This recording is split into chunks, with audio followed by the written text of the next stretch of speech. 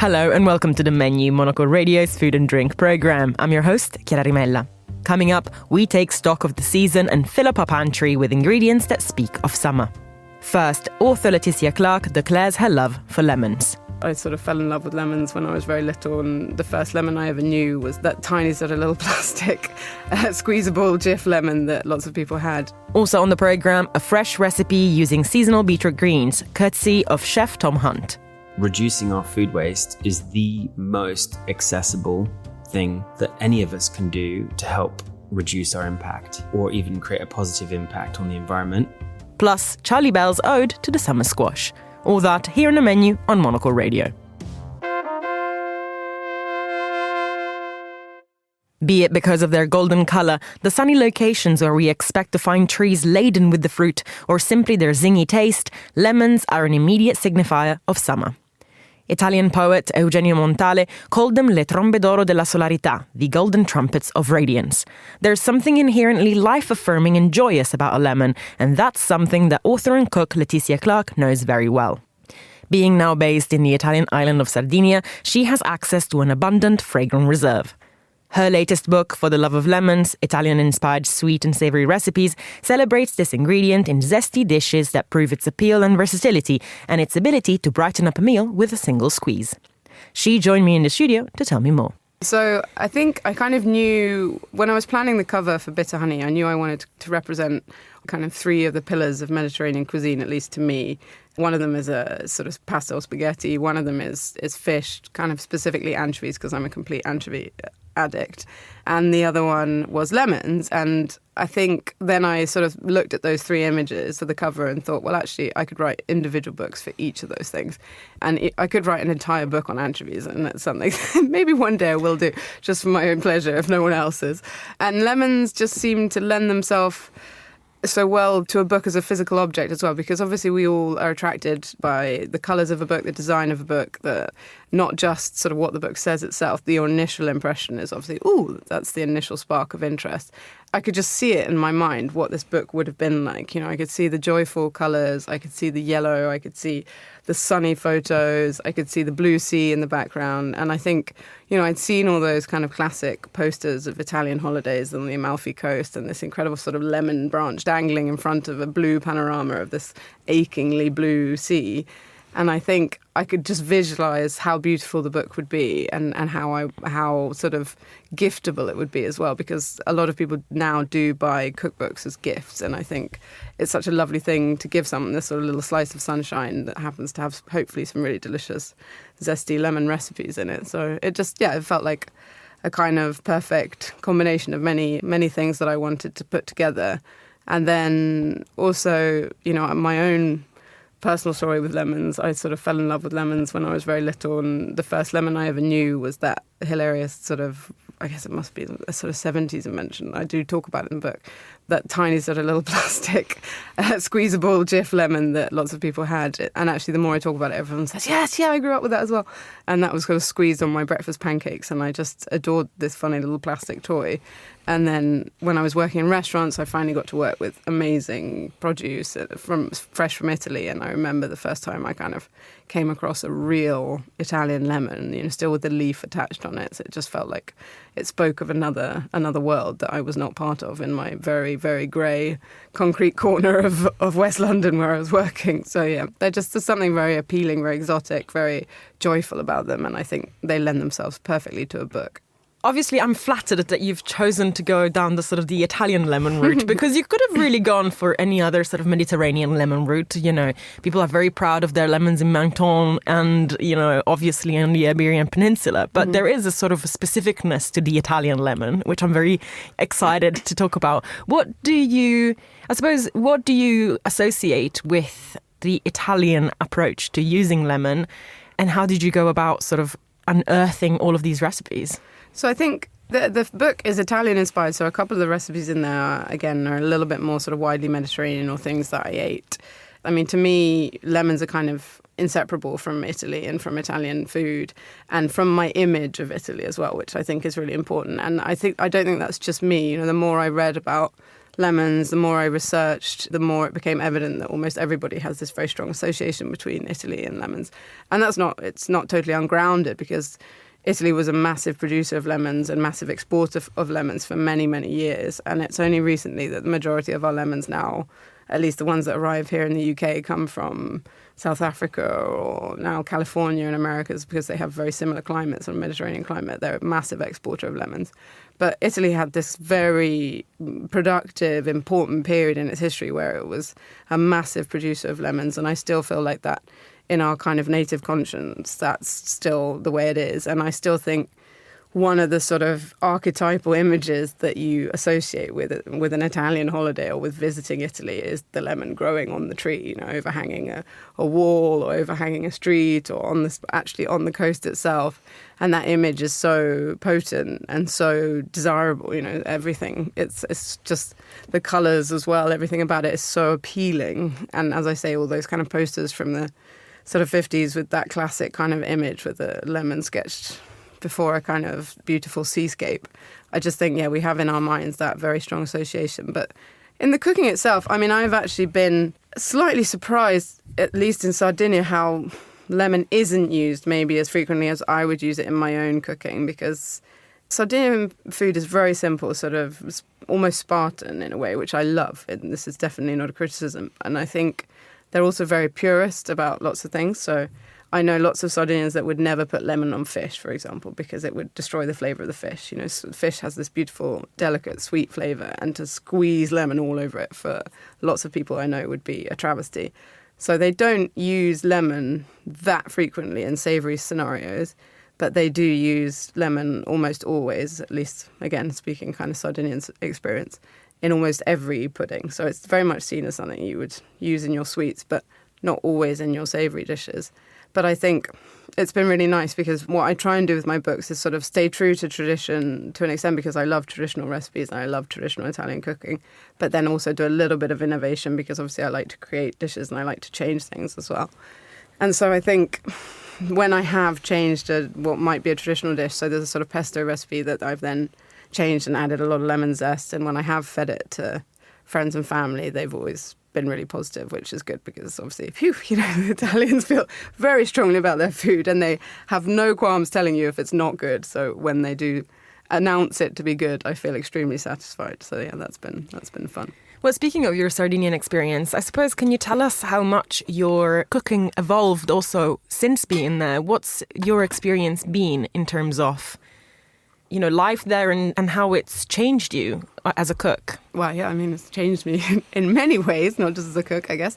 Living in another culture, living in another country, you always will, and it's such an incredible experience. I feel very privileged to have been able to do it, because it's something I've always wanted to do is properly live somewhere else, learn another language, learn another culture, learn another food culture as well.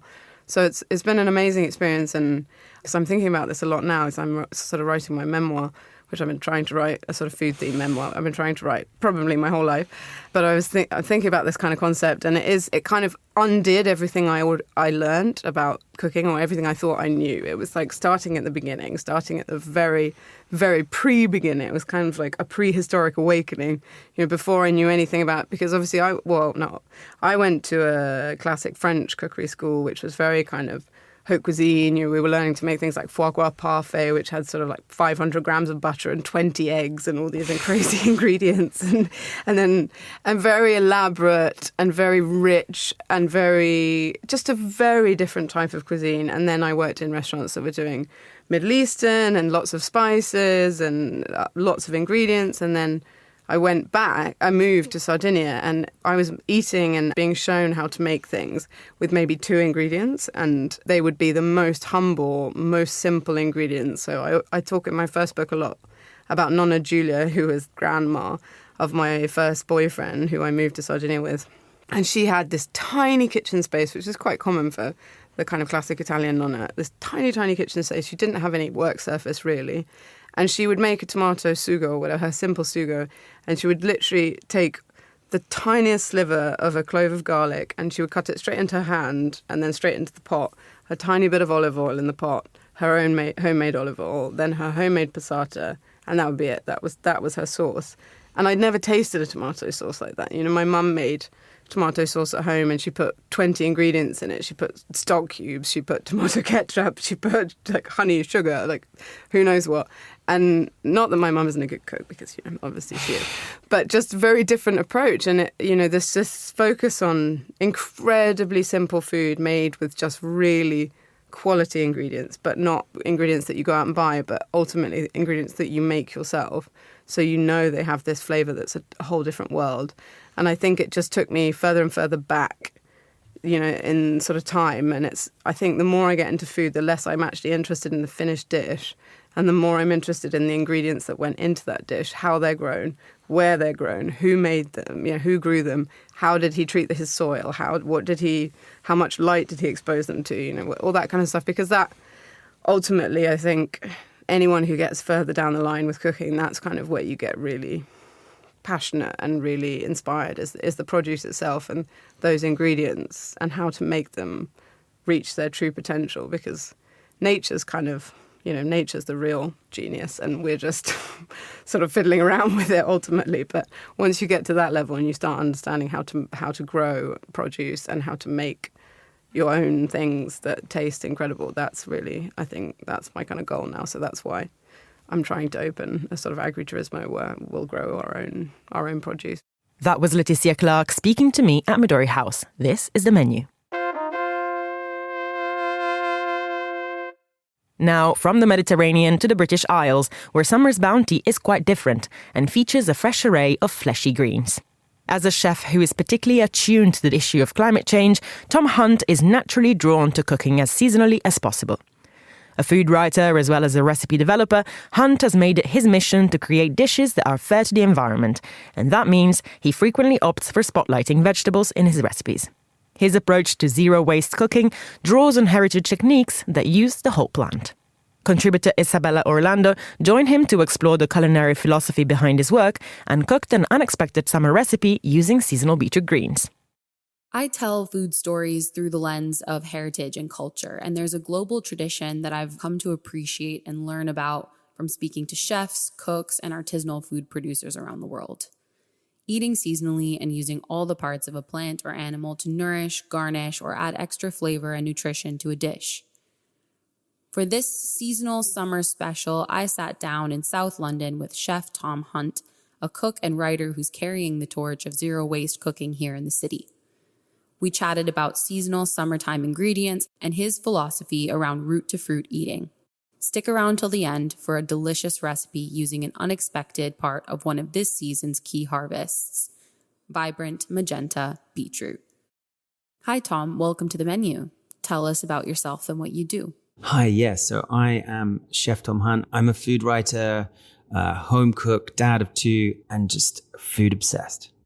I started focusing on food waste and our food's impact on each other and the environment more closely in 2011 when I was invited by Tristram Stewart to feed 200 people using nothing but food waste. And my whole life has kind of been this journey towards how I cook now. But it was that point in time that I decided to focus on these issues and kind of my response to the global food waste scandal. I wanted to communicate these ideas about using the whole ingredient and practicing complete consumption. And so coined the term root-to-fruit eating, which really has become my broader food philosophy. Right, so can we break down root-to-fruit as a concept? I was raised on heritage methods of using an entire pig for various recipes of Southern Italian background, but I'd love to hear more about this in the context of plants and how this tradition ties into reducing food waste.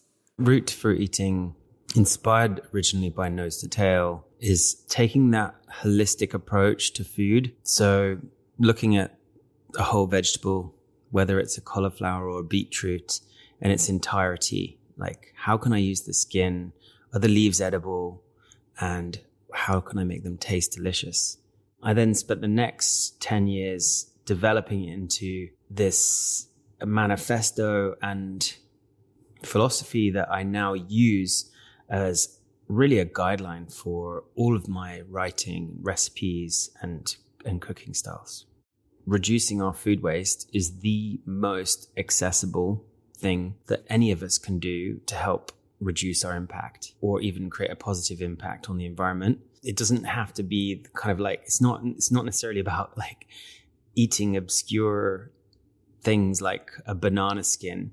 It's about not throwing away those leftovers that you've already put the energy into cooking, or not peeling anything. I mean, the skin is obviously full of fiber and a delicious and nutritious thing to eat that we don't need to spend time removing. Right. Tell us more about how this philosophy has led you to more seasonal eating and changed your approach to cooking. Zero waste cooking has led me to be a whole food chef. It's also strengthened my beliefs in seasonal cooking because of the importance of and waste that's reduced through buying seasonal produce. We've got a global food system. It's amazing. It feeds the world, but food is wasted at every step of the chain. And so the more locally we can buy food, the better, because it's going to hold more nutrition and less would have been wasted along the way. As soon as you start to ruminate on these issues, you start to realize that actually the way that we operate as chefs or even eaters in the home can really have a positive impact on our food system, or scalable impact if we're cooking within a restaurant or for a chain or corporation or huge catering company. Our impact's really multiplied by the number of mouths that we feed. We're sort of midway through the summer, and I was curious if you had a favorite summer ingredient that you like to cook with using your philosophy and method, and if there's anything in season that's particularly delicious right now. Really, seasonality is core to the way that I cook and write recipes. And so I'll always begin a recipe by looking at what's in season. So at the moment, beetroot's just coming into season, and people don't often think of it as a summer vegetable because it's obviously got a really long season and it's available right into the winter because it's stored as a root. But right now, as it's coming out of the ground, it's got all of its leaves attached, which are surprisingly more nutritious than the root itself. They're similar to chard or spinach or any leafy green really, and they can be eaten in their entirety, including all of the stems and the beautiful plume of leaves that comes out of the top. Gorgeous. Is there a recipe you can share with us about how you cook the greens of the beetroot, or a recipe that allows you to use both the green and the beetroot itself? Well, firstly, you can use these root greens like any other leafy green, wilting them in a pan or putting them into a curry. I know that in India they're used in a dal. However, I personally love to make or use the whole ingredient within a dish whenever I can, so that I don't have to find a use for something else like the leaves of a beetroot. I don't like them to just end up wilting in the fridge. And so one of my favorite dishes is a beetroot leaf biryani. I first discovered biryani from Moro restaurant in Exmouth Market, one of the kind of best restaurants in the world, and an inspiration for me when I started cooking 25 years ago, and still now today. But they make this incredible, vivid magenta dish called a beetroot biryani, which is the beetroot root cooked and blended with yogurt, with a bit of cumin and walnuts. But I found that traditionally a biryani is often made with spinach. So I decided to use the leaves. So I make a beetroot leaf biryani by wilting the beetroot leaves with a little bit of cumin, a little bit of garlic, and then I stir it with some thick yogurt and finish it with some toasted cumin and maybe some walnuts. And it's really delicious. And then in my book, Eating for Pleasure, People and Planet, I've turned that into a bigger salad. So I've roasted the beetroots, scattered them on top, and added blackberries because they're just coming into season now too, at least in London. And it's, just a really fun, vibrant salad that demonstrates my root to fruit philosophy by using the whole ingredient. So you carry this philosophy through all your work, not just writing recipes, but working across the food industry. Can you tell us a bit more about what you're up to right now? Yeah, well, I've been writing for The Guardian now for 10 years. I've been writing my column Waste Not, which is all about how we can save food waste in the home, for 7 years. And I've just taken on a new column called Food Filter, which is really exciting because it's really flexing my tasting skills and chef's knowledge, because each week I'm evaluating 10 different products. So I've just been at home tasting 10 different bacons, and like drilling down into how it's made and what affects the flavor and which different woods have been used to smoke the bacon and so on and so forth. So that's kind of, the newest thing that's just happened. It's really exciting. I'm also taking those recipes and making videos for YouTube and Instagram, which is my main channel, where I'm sharing a lot of these recipes as videos so that people can learn a bit more about what I'm doing. So you can find me at Chef Tom Hunt on Instagram. And then I think it's time to kind of put a new book proposal together. So watch the space. Well, there you have it. For cooking seasonally, summer greens, and zero waste, keep an eye on Chef Tom Hunt. This is Isabella Orlando from Monocle Radio. Thanks, Isabella. You're listening to The Menu. Now it's time for the week's top food and drink headlines. Here is Monocle's Henry King. Furore has erupted in Italian media over culinary tradition, and it's all about an altered online recipe of the iconic cacio e pepe. The UK Good Food website listed the dish as including 4 ingredients: spaghetti, black pepper, parmesan and butter, even suggesting double cream as an option. FIPET, an association of Italian restaurateurs, wrote to the British Embassy in Rome to express outrage at the addition of butter and the use of parmesan rather than pecorino. The pecan salt, they say, labelling the dish as a speedy lunch. In France, Bordeaux's centuries-old Château de la Rivière estate has been purchased by Luxembourg-based private equity firm Global Food Investments. The sale price has not been disclosed, but new owners GFI, managed by Signet Group, seek to continue on the storied legacy of the property popular with wine tourists, attracting between 20 to 30,000 visitors a year globally to its vineyard and wine cellars containing 700,000 bottles. And London luxury department store Harrods is parting ways with many of its celebrity chef collaborators, including Gordon Ramsay and Masayoshi Takayama, in a move to bring more of their food offering back in-house. Harrods says it follows a review of customer habits and evolving preferences. Back in 2020, Gordon Ramsay Burger drew criticism for a €92 Wagyu burger that came without fries. And fans of pistachio-coloured fashion house coffee shops need not to worry. The Prada Cafe will be remaining. That's all for this week's food and drink news. Now back to Chiara. Thanks, Henry. You're listening to The Menu. Finally, on today's show, we hear an ode to another summer vegetable. The French and the English call them courgettes, while the Italians and the Americans, zucchini. Whatever name you prefer to use, these fleshy vegetables are a summer staple. Part of the squash family, they have their roots in America. It's a history that contributor Charlie Bell seeks to understand and celebrate in this report, hopping from farm to market to table at a New York restaurant. Nothing speaks summer to me more than the sound of crickets in this Italian valley.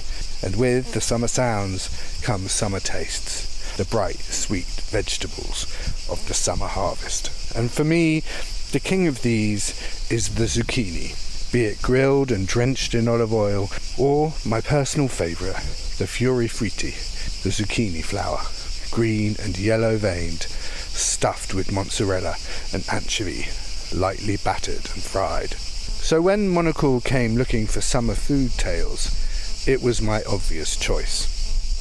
But what I didn't realise was that this staple Mediterranean vegetable has its roots not in Europe, but closer to my home in New York, where my reporting begins. Here in the US, the zucchini is part of a wider family of squash, specifically summer squash.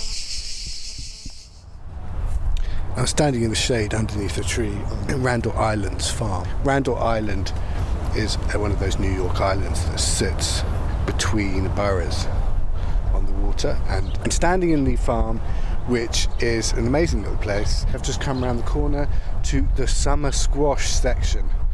Here we have 4 beds of summer squash. Some just called a zucchini, with their wonderful flame-like flowers kicking out of the ground.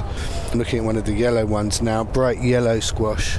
There's a useful bit of information here. Calabacita in Spanish, ascuta squash in the Narragansett, the Native American language, and Aiscuta squash in the Iroquois language. They've got these lovely, broad, slightly prickly leaves. Hi, how are you? Quite well.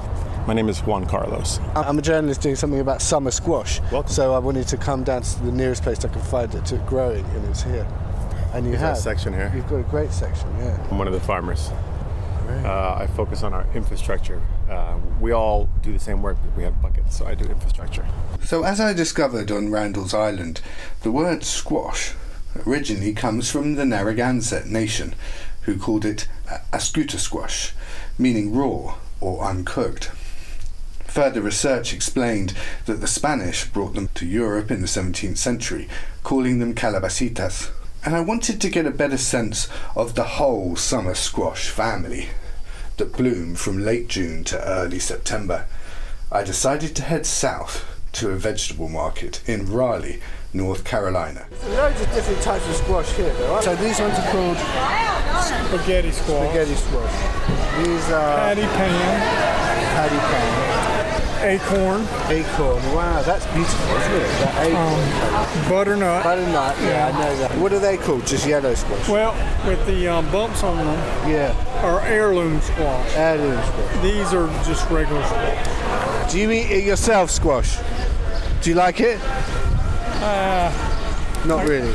I'm a more pepper and potato guy. Thank you so much. What's your name? Scott. Scott, thanks for talking to me. Thank you. Archaeologists have discovered squash seeds dating back more than 10,000 years in Mexican caves, and for years the theory was that the squash family originated in what we now call Latin America, were domesticated and travelled north with indigenous people. But in the 1980s, excavations in Tennessee, Kentucky, Missouri and Illinois found the rinds and seeds of wild gourds at Native American sites that were 7,000 years old. These discoveries led two Smithsonian archaeologists to question the traditional narrative. In 1990, they led an expedition in the Ozark Highlands of Arkansas and Missouri to find the possible wild ancestor of modern-day summer squash. What they found was Johnny Gourd, assumed to be a garden escape. But after studying the life cycle and the environment of the gourds, they concluded that Johnny Gourd is indeed a wild, indigenous plant. Fairchild Tropical Garden in Miami, Florida, then conducted detailed genetic analysis, confirming it to be the genetic grandparent of the summer squash. Having discovered the ancient history of the squash, I was keen to find and taste innovative ways that it's being served in the US. Where better to go than ABCV, the plant-based restaurant of the famed and storied chef Jean-Georges on East 19th Street. On the menu that evening was charred zucchini dip, lemon market herbs and flowers with a za'atar flatbread, and wood-roasted summer squash, stewed market tomato, and marjoram black olive Marconi almonds. I'm going to get the zucchini and the summer squash. Thank you very much. Yeah, my pleasure. That's great. So the zucchini dip looks a bit like a baba ganoush, but it's lighter, more textured, and the flatbread is decorated with discs of zucchini sprinkled with za'atar. Both dishes have the flowers of the zucchini sort of draped across them. The smoky, spicy dip with lovely herbs on top, chewy and soft, salty za'atar with flatbread. Absolutely perfect combination.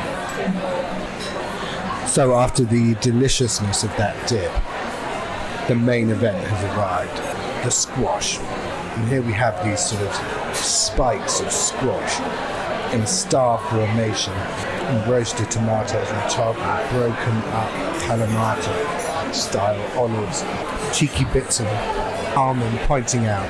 Absolutely beautiful kind of work of art of a plate. And let's see what it tastes like. Deliciously soft. Both manages to sort of be light but also have heft to it. It's a real winner. As I roll out of the restaurant, full of squash, prepared to the height of modish plant-based glamour, I'm beaming with the experience of eating this ancient summer vegetable on its home soil. Thanks, Charlie. And that's all for this edition of The Menu. Remember that we are back with a new episode again on Friday at 2000 London time. That's at midday in San Francisco. Also, don't forget to tune into our spin-off show Food Neighborhoods for a tour of some of the world's tastiest destinations. I am Chiara Rimella. This program was produced by Monica Lillis and Flynn Simons, who was also our sound engineer. Thanks for listening, and until next week.